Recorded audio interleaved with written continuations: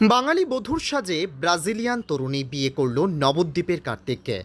আর পাঁচটা সাধারণ বিয়ের মতোই বাঙালি বধূর সাজে সেজে সুদূর ব্রাজিল থেকে আসা তরুণী নবদ্বীপের পাত্র কার্তিক মণ্ডলের সাথে বিবাহ বন্ধনে আবদ্ধ হলো।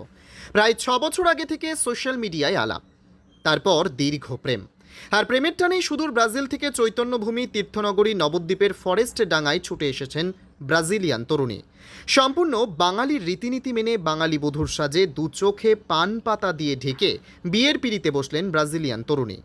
গন্ধর্ব মতে শুভদৃষ্টি থেকে শুরু করে হস্তবন্ধন, মালা বদল থেকে সিঁদুরদান সবটাই হলো। যদিও মাঝে মধ্যেই ভাষা সমস্যার জন্য থমকে যেতে হয়েছিল পুরোহিত থেকে শুরু করে নববধূকে। পাত্র কার্তিক বিভিন্নভাবে তার জীবনসঙ্গিনীকে মোবাইলে বাংলা থেকে পর্তুগিজ ভাষায় বদল করে দিচ্ছিল। তবুও পুরোহিতের সাথে সাথে বাংলা ও সংস্কৃত ভাষায় মন্ত্র উচ্চারণ করলেন ব্রাজিলিয়ান তরুণী। আমি ব্রাজিল থেকে ভারতে এসেছেন, তারই মধ্যে কিছু কিছু বাংলাও শিখেছে। বিয়ে করে খুব ভালো লাগছে, এ কথাটিও জানাতে ভুললেন না নববধূ ম্যানুয়েলা আলভেজ দা সিলভা। আজ আমাদের বিয়ে, আমি খুব খুশি। Your name? Manuela Alves da Silva, You come from? Brasil. Hare.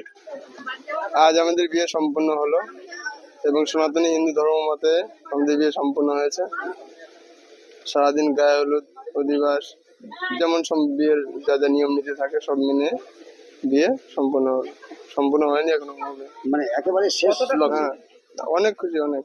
আজকে কি পূর্ণতা লাভ করলে? হ্যাঁ, কত বছরের প্রেমে? পূর্ণতা যখন সারা জীবন থাকবে তখনই তো লাভ হবে। এখন পূর্ণতা লাভ হবে, শুরুবাদ হলো এটা।